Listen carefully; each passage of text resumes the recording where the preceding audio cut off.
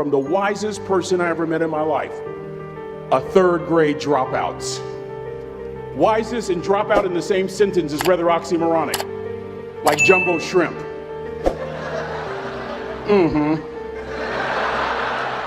Like fun run, ain't nothing fun about it. Like Microsoft Works, y'all don't hear me. I used to say like country music, but I've lived in Texas so long, I love country music now. I hunt, I fish, I have cowboy boots and cowboy, y'all, I'm a black neck redneck. Do you hear what I'm saying to you? No longer oxymoronic for me to say country music. And it's not oxymoronic for me to say third grade and dropout. That third grade dropout, the wisest person I ever met in my life, who taught me to combine knowledge and wisdom to make an impact, was my father. A simple cook. Wisest man I ever met in my life. Just a simple cook.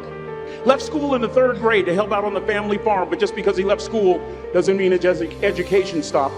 Mark Twain once said, "I've never allowed my schooling to get in the way of my education." My father taught himself how to read, taught himself how to write, decided in the midst of Jim Crowism, as America was breathing the last gasp of the Civil War, my father decided he was going to stand and be a man. Not a black man, not a brown man, not a white man, but a man. He literally challenged himself to be the best that he could all the days of his life. I have 4 degrees. My brother is a judge. We're not the smartest ones in our family. It's a third grade dropout daddy. A third grade dropout daddy who was quoting Michelangelo, saying to us, "Boys, I won't have a problem if you aim high and miss, but I'm gonna have a real issue if you aim low and hit." A country mother quoting Henry Ford, saying, "If you think you can or if you think you can't, you're right." I learned that from a third grade drop. Simple lessons. Lessons like these. Son, you'd rather be an hour early than a minute late. We never knew what time it was at my house because the clocks were always ahead. My mother said for nearly 30 years, my father left the house at 3:45 in the morning. One day she asked him, "Why, Daddy?" He said, "Maybe one of my boys will catch me in the act of excellence. I want to share 2 things with you." Aristotle said, "You are what you repeatedly do." Therefore, excellence ought to be a habit, not an act. Don't ever forget that. I know you're tough, but always remember to be kind. Always. Don't ever forget that. Never embarrass mama. Yeah. If mama ain't happy, ain't nobody happy. If daddy ain't happy, don't nobody care. But you know, I tell you. Next lesson. Lesson from a cook over there in the galley. Son, make sure your servant's towel is bigger than your ego. Ego is the anesthesia that deadens the pain of stupidity. Y'all might have a relative in mind you want to send that to. Let me say it again. Ego is the anesthesia that deadens the pain of stupidity. Pride is the burden of a foolish person. John Wooden coached basketball at UCLA for a living, but his calling was to impact people. And with all those national championships, guess what he was found doing in the middle of the week? Going into the cupboard, grabbing a broom, and sweeping his own gym floor. You want to make an impact? Find your broom. Every day of your life, you find your broom. You grow your influence that way. That way you're attracting people so that you can impact them. Final lesson. Son, if you're going to do a job, do it right. I've always been told how average I can be. Always been criticized about being average. But I want to tell you something. I stand here before you, before all of these people, not listening to those words, but telling myself every single day to shoot for the stars, to be the best that I can be. Good enough isn't good enough if it can be better, and better isn't good enough if it can be best. Let me close with a very personal story that I think will bring all this into focus. Wisdom will come to you in the unlikeliest of sources, a lot of times through failure. When you hit rock bottom, remember this. While you're struggling, rock bottom can also be a great foundation on which to build and on which to grow. I'm not worried that you'll be successful. I'm worried that you won't fail from time to time. The person that gets up off the canvas and keeps growing, that's the person that will continue to grow their influence. Back in the 70s, to help me make this point, let me introduce you to someone. I met the finest woman I'd ever met in my life. Back in my day, we'd have called her a brick house. This woman was the finest woman I'd ever seen in my life. There's just one little problem. Back then, ladies didn't like big old linemen. The Blind Side hadn't come out yet. They like quarterbacks and running backs. We're at this dance, and I find out her name is Trina Williams from Lompoc, California. And we're all dancing, and we're just excited. And I decide in the middle of dancing with her that I would ask her for her phone number. Trina was the first one.